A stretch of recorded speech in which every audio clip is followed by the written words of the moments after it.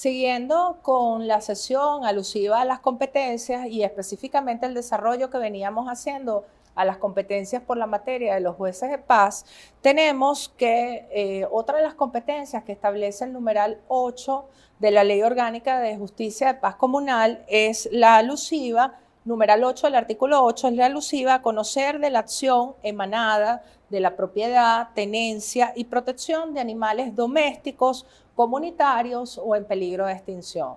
Fíjense que aquí es importantísimo porque no solo se incluyen los temas vecinales que pueden generarse, por ejemplo, con la falta de atención a las mascotas, que puede darse no solo situaciones donde la mascota a lo mejor es reactiva, potencialmente puede morder a alguien, sino también los casos típicos donde la gente no se hace responsable y la mascota entonces puede incurrir en algunos destrozos o puede incluso hacer sus necesidades en espacios inadecuados y no hay supervisión por parte del dueño o tenedor de la mascota. Sino que aquí también estamos hablando de animales que puedan estar en situación comunitaria. Lo que comúnmente nosotros hemos denominado, por ejemplo, perros callejeros o gatos, también cualquier animal, no se especifica. Quizás los más comunes son los dos grupos que acabamos de destacar y también hay una competencia a cargo de los y las juezas de paz de velar por la protección de los derechos de estos animalitos, pero también de velar porque estos animalitos en un momento dado no causen situaciones de riesgo a los miembros de la comunidad, que puede darse el caso que esto ocurra. Por ejemplo, algún animalito comunitario que pueda generar problemas, incluso pueda potencialmente morder a un miembro de la comunidad o incluso la persona se asuste, corra, un adulto mayor se lesione. O sea, pueden haber un sinfín de situaciones que se generan con relación a este asunto y en los cuales el juez de paz tiene competencia que también se enlazaría con las competencias que otros órganos y entes del Estado poseen en la materia. Entonces, a veces la actuación del juez de paz puede llegar incluso, según la gravedad de los asuntos, a dar cuenta a las autoridades de la situación que se está presentando en estos casos relacionados con la tenencia, propiedad, ya sea de la mascota o de los animales domésticos y más aún de aquellos que pueden encontrarse en peligro de extinción. Aquí vemos también que el último párrafo del artículo 8 establece a los jueces y las juezas de paz la facultad de homologar acuerdos relacionados con esta materia. Y esto es de especial trascendencia porque volvemos a insistir que estos acuerdos, que no son otra cosa, estas homologaciones a los acuerdos, que no son otra cosa, que la autorización que se puede impartir a los mismos no puede transgredir el orden público. Entonces, si el asunto que se está ventilando puede revestir incluso carácter penal, ustedes tienen que ser muy cuidadosos de no intervenir en la homologación de potenciales acuerdos donde puede estar comprometido el orden público o puede tener implicaciones de otro tipo, caso en el cual están obligados a dar cuenta a las autoridades de la situación que se pudiera estar presentando.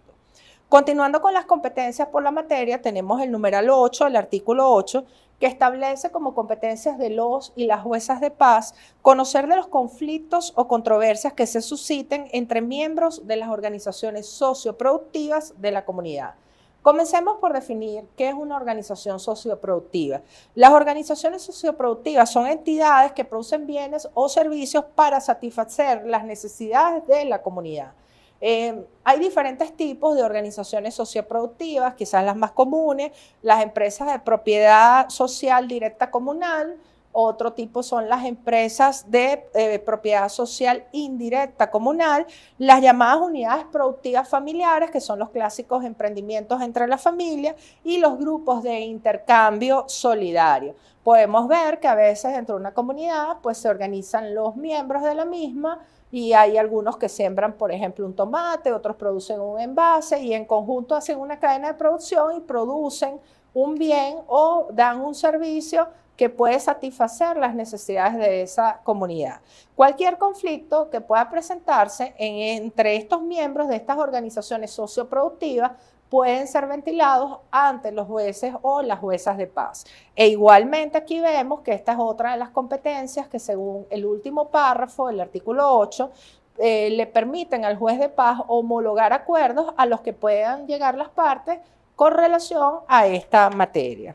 Luego tenemos también, siguiendo con la línea del desarrollo de las competencias materiales, que el numeral 10 del artículo 8 da como competencia a los jueces y las juezas de paz la relativa a conocer las controversias relacionadas con las actuaciones de los consejos comunales, comunas y organizaciones del poder popular, así como las situaciones que en razón del funcionamiento interno de esas instancias vulneren, afectan o restringen el ejercicio del derecho a la participación y protagonismo popular del pueblo.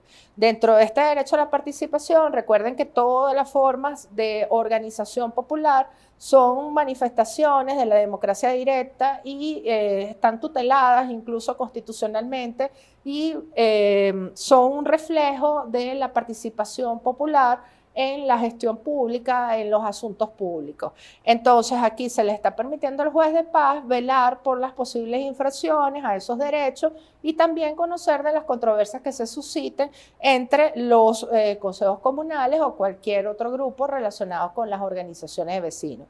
Cabe destacar que la ley del 2012 no solo se refería a actuaciones, sino que también se incluían las omisiones y las denominadas vías de hecho. Las omisiones, bueno, son conductas omisivas, como su nombre indica, es decir, no son actuaciones, sino más bien es la falta de actuación, y las vías de hecho están ligadas a actuaciones materiales que pueden infringir derechos. En pocas palabras, no tengo actos propiamente, no tengo una actuación directa, pero tengo situaciones donde eventualmente no emití un comunicado, no emití un determinado oficio que esté causando un daño, pero estoy incurriendo en conductas materiales que pueden estar lesionando estos derechos.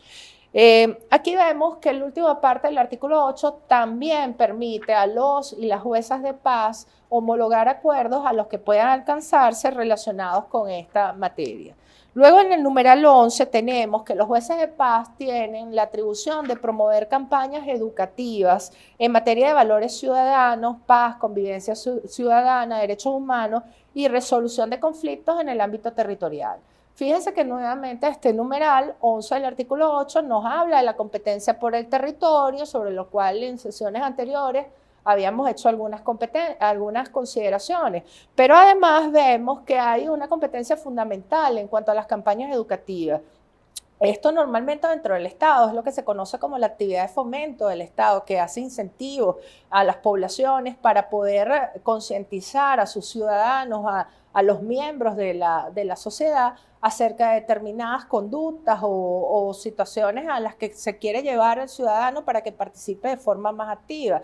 Lo vimos, por ejemplo, recientemente con las campañas contra el COVID, respecto al uso de las mascarillas, el lavado de las manos, etcétera, etcétera. Entonces, este es un rol fundamental que tienen los y las juezas de paz de acuerdo a las necesidades que encuentren en sus comunidades de desarrollar campañas educativas. Por ejemplo, si ustedes están en una comunidad donde el problema es el embarazo precoz, entonces es importantísimo que busquen a expertos en la materia para que puedan llegar a esos grupos que están vulnerables dentro de su comunidad, quizás por falta de información.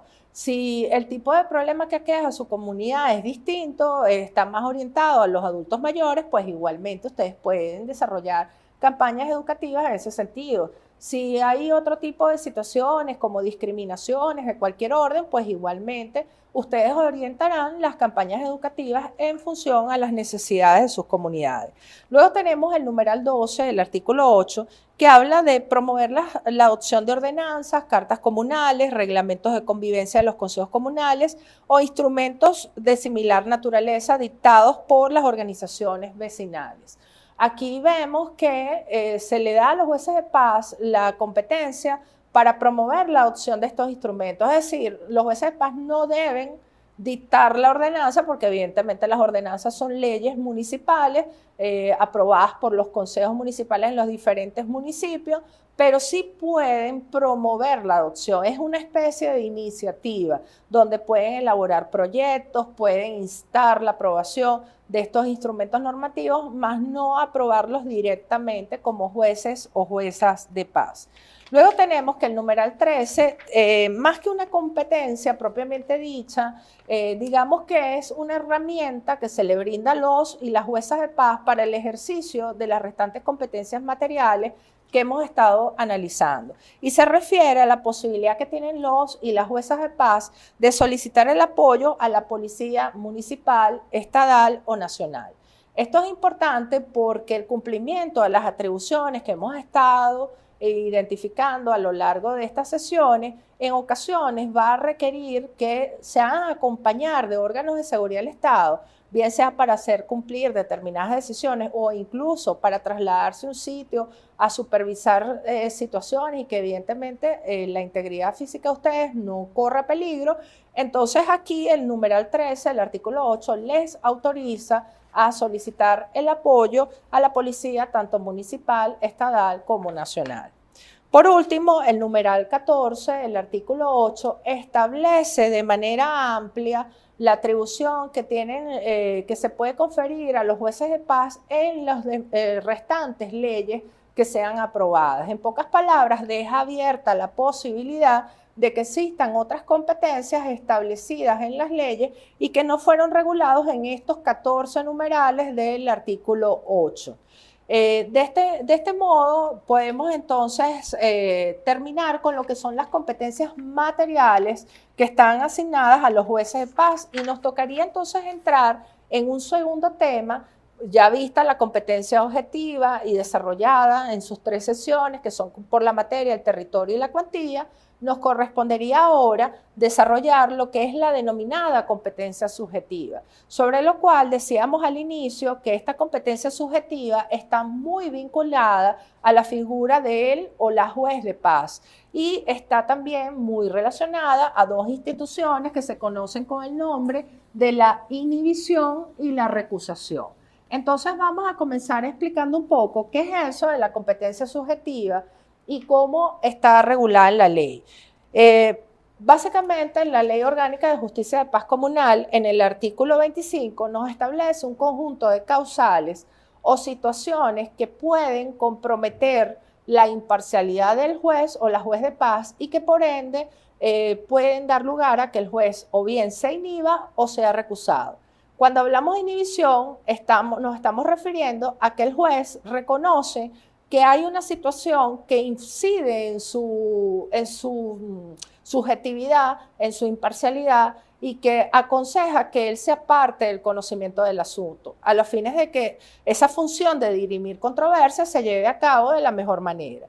Entonces la inhibición es el acto por el cual el juez reconoce que hay una circunstancia que afecta su imparcialidad y que exige que él se aparte del conocimiento del asunto. En cambio, la recusación se da cuando no es el juez quien admite que hay una situación que está comprometiendo su imparcialidad, sino que es cualquiera de las partes la que eventualmente puede decir: yo no quiero que este asunto sea dirimido por el juez porque considero que el juez no es imparcial por tal circunstancia. Esto no es caprichoso, debe haber una razón de peso y por eso en esta oportunidad vamos a analizar cada una de esas causales que establece el artículo 25 de la Ley Orgánica de la Justicia de Paz Comunal para explicar cómo pueden llegar a configurarse estas situaciones que pueden acarrear o una recusación o que permiten eventualmente al juez plantear su inhibición.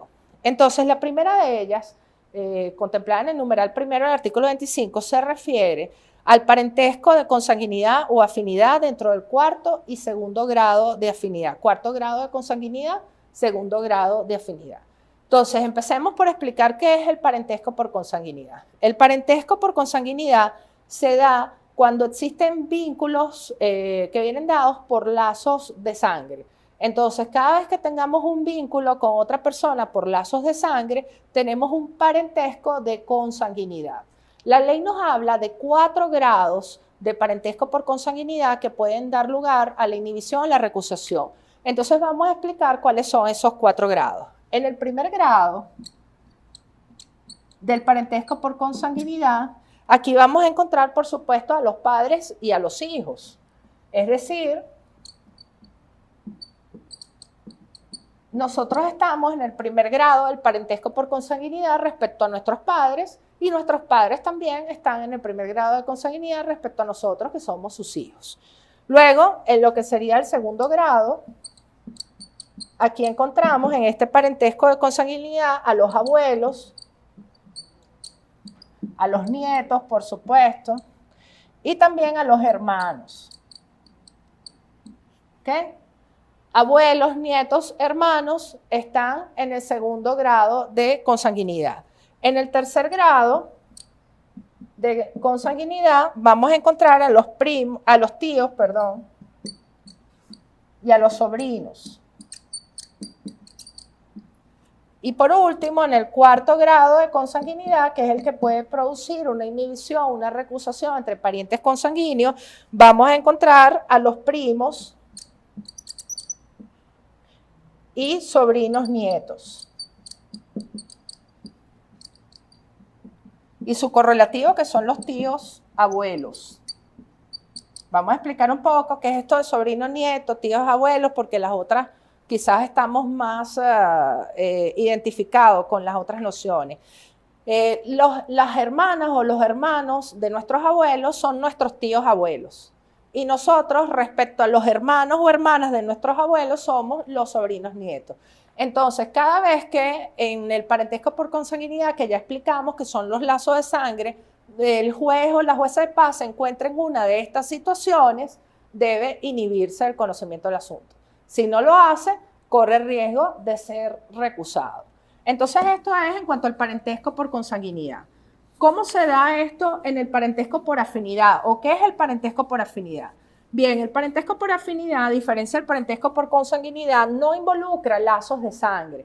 El parentesco por afinidad se establece por el vínculo del matrimonio. Entonces, la ley nos habla de 2 grados que pueden ocasionar la inhibición o la recusación. En el primer grado del parentesco por afinidad, bueno, muy sencillo, aquí vamos a conseguir a los cónyuges. Aquí tenemos a los suegros, yernos y nueras.